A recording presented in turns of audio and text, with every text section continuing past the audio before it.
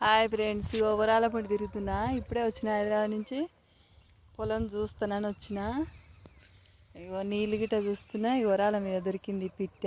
ఏం పిట్టో అయ్యో, ఈ పిట్ట గురించి ఆ అమ్మ పిట్టల ఆరాటం చూస్తే అబ్బాబాబా, వాటి భాషలో ఏం తిడుతున్నాయేమో నన్ను.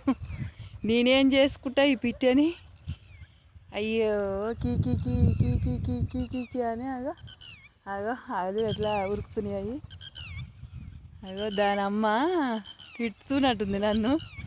నేనేం చేసుకోను, మీ బిడ్డని మీకు వేస్తా తీయే. పిట్టలల్లా జంతువులల్లా ఓ గింత అడావుడి చేస్తున్నాయి అవి. గక్కడే ఊరికానో 3 బిడ్డల చంపింది దొంగలంజే. 3 బిడ్డల ఒక బిడ్డని 2 కొడుకులను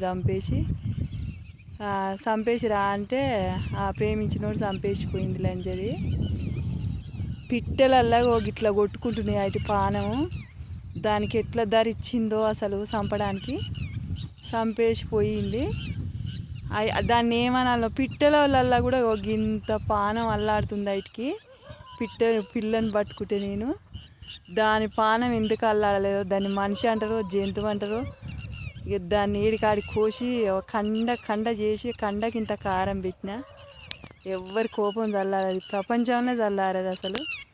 అలాంటి దాన్ని ఆ గవర్నమెంట్ ఎందుకో దానికి అన్నం పెట్టి సాతురు. గవర్నమెంట్ ఏం మిస్టేక్ ఇస్తున్నట్టు అసలు.